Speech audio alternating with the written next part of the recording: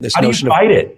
This I notion think of I can tax. kick most of their ass. I do think that if they want to do it. I know I can outrun them, but I don't know if we're going to fall into that place where we want to. Okay, we challenge you to a WWE fight here type of thing. Governor Tim Walz just got challenged by a WWE Hall of Famer to a wrestling match. Governor Gavin Newsom is getting called out by CNN for lying as he continues to change his political tone, and mainstream media is forced to admit that the American people support President Trump now more than they've ever supported him in the past. I've got an interesting lineup of topics for you guys today, starting with Knox County Mayor Glenn Jacobs. So Jacobs is a former WWE superstar, and according to his former colleagues, he's definitely one of the strongest guys that have stepped into their ring. He's also a conservative who supports President Trump. Now, you saw how Tampon Tim taunted that he could kick some MAGA butt, right? Which prompted the mayor, formerly known as Kane, to issue a formal challenge. Is Tim Walz a worthy opponent for you? No, he's not. But he threw down the gauntlet, so I had to pick it up. All right. And this is now a challenge? Yes. When Governor Walz said that he could kick most Trump supporters' rears, I've in a WWE style match, actually, I figured that, well, I mean, I may as well call him on that. If you're going to say something like that, you have to expect someone's going to take up the challenge. So I challenged him to a charity wrestling contest. Have you heard back? I have not at this point. And that's unfortunate because I already have a corporate title sponsor. I'm serious about this. Lots of people have pledged money. I figure we could raise several $100,000 with this event, and it would all go to charity. We'd split the gate 50-50. Half would go to my charity, half would go to his. So it's a great opportunity actually to have some fun, but then also to benefit a great cause. Now, I want to confirm that Jacobs is around 6'8", 300 pounds, although I'm pretty sure he's not going to hurt Walz. He would probably do all of that by himself as he tries to do anything physical. Mayor Jacobs did confirm that he's willing to fight with a handicap where Walz would feel comfortable enough that he would actually finish the match. Would any of you guys be interested in watching this wrestling match between these two? Now, from one troubled governor to another, let's talk about California Governor Gavin Newsom. He's now facing criticism from his own party as he distances himself from the radical left. Newsom has chosen a more moderate approach as he even had conservative guests show up to his podcast. And now, even CNN is hitting Newsom where it hurts. Tonight, quote, "What in God's name is going on with Gavin Newsom?" That's a headline, and there's headline after headline asking that sort of question as the country is trying to figure out how he went from progressive hero and governor of the most liberal state in the country to interviewing and spending time with MAGA favorites like Steve Bannon and Charlie Kirk on his new podcast. Tonight, our K-File looked into that, finding that Newsom, well, he's really completely changed his tune on some of the most hot-button issues for Democrats. K-File's Andrew Kaczynski joins me now. And Andrew, I mean, just going through some of these, he's got this podcast, and the concept was he wanted to talk to the other side, right? He was going to go into the lion's den. And you remember back in the day when he did that debate with DeSantis, right? This is consistent. Yeah. So his first time, though, he goes out and he backs away from some unpopular progressive policies, even ones that he's championed. So let's talk about the word Latinx. Just 2 weeks ago, here's what he said about it. By the way, not one person ever in my office has ever used the word Latinx. So can we finally put that to bed? Yeah, we agree? where did that even No more Latinx, everybody. Well, I just didn't even know where it came from. I'm like, what are people talking about? But there was a person who used Latinx. It was actually a really important person. It was him.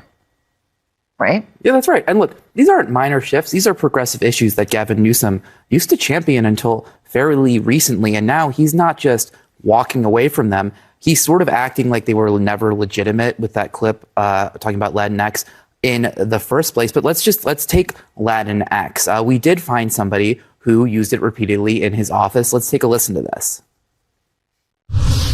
I hope we can really paint a picture in terms of our consciousness of how impactful this has been on the Latinx community. The Latinx and black communities. You've got politicians that are banning not assault rifles, but the word Latinx. They're not even serious.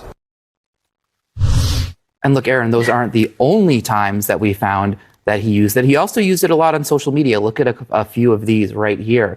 You see there, that is a lot of use of Latinx by him for somebody who said that nobody in his office has ever used that phrase. Right. So that was put upon him. All right. So now we all know why Gavin Newsom's doing this. He's lying to appeal to the voters that generally don't like him, to show a more moderate stance compared to the far left policies that he'd push in his own state. And if you're a progressive and CNN is calling you out as a liar, then you're in trouble, because they're doing Republicans this huge favor by trashing Governor Gavin Newsom live on air. And it's funny that he has to lie to make it seem as if he's normal, that he didn't bring some extremely radical left-leaning policies to the state of California. But remember how he touted about providing free health care to illegal immigrants? That's blowing up in his face too. Governor Gavin Newsom says the state short on funds for its Medicaid program known as Medi-Cal. The state expanded the program to cover undocumented immigrants. The governor asked lawmakers to approve another $2.8 billion in loans on top of a $3.4 billion loan issued last week. So California now making up a $6.2 billion shortfall in Medi-Cal funds. The money meant to keep the program properly funded through June. The realities are the realities. You have to balance budgets. We balance our budget. Revenue is holding up. I don't see anything significant along the lines of what some have asserted. But I do see the need to make adjustments and changes broadly in the Medicaid system. Meantime, Republicans blaming Democrats for creating financial insecurity with the Medi-Cal program. They say undocumented people should not be covered. Now, it's also said that the state is standing at a deficit of $70 billion, $24 billion unaccounted for within the homeless industrial complex. And to top it off, Gavin Newsom has added $10 billion as they bankrupted an essential program for vulnerable Californians, all to pay for illegal immigrants. Hey, by the way, guys, if you're one of the real ones who really enjoy what we do here on the channel, you've got to check out the Inner Circle. This is where our true supporters get exclusive access to content that I just can't share here, completely commercial free. It's also the best way to keep this channel going strong. So if you want to be a part of something special, join us over there. Links in the description or in the pinned comment down below. There's also the California bill AB 86 that will provide taxpayer-funded college loans only to illegal immigrants. California was set to be a progressive paradise, but it's clear that they can't maintain all of the spending without asking for more money. And it's one of the reasons why President Trump is in the White House right now. A majority of Americans are tired of taxpayer money benefiting everybody else but us. And so this is why a lot of people support mass deportation. It's a bitter truth that CNN was forced to admit on air. 63%, according to the latest Fox News poll, say that they favor deporting those immigrants. So that's a pretty high number. Can you square that with what we just heard from Priscilla's reporting?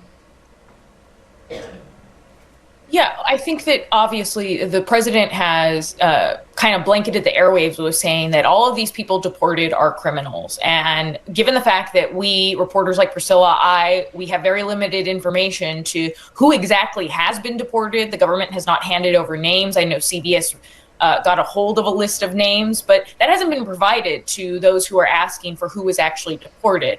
And there is a difference between someone who came into the country illegally versus someone who overstayed their visa. That's not a crime, versus someone who has no criminal record, no criminal history. Mm-hmm. And based on my reporting, based on clearly Priscilla's reporting, there are some Venezuelan nationals whose family members, whose lawyers say that they were deported who have no criminal record, who have no criminal history, that they legally applied for asylum or were trying to gain status, where some of them were in the middle of proceedings and then they were deported. And I think federal judges are helping to create this shift. Now, I'm sure you guys remember the judge that wanted Trende Aragua gang members to be flown back into the United States for criminals to be returned because they want due process. Kayleigh McEnany, she made a great point when she talked about it on Fox News. Watch. Every time this judge issues an order, I bet there's a political wing of the Republican Party that says, great, you just forced Democrats to take the side of Trende Aragua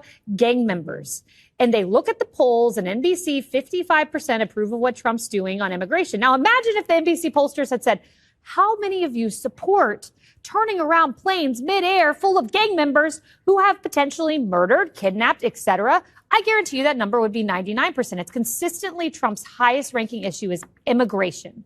So they celebrate this when it happens. Not a single American's like the judge at 5:22 p.m. said, take a break. At 5:45, the flight took off. And at 6, he resumed the hearing. No one does that except the political class. This is a win for Republicans.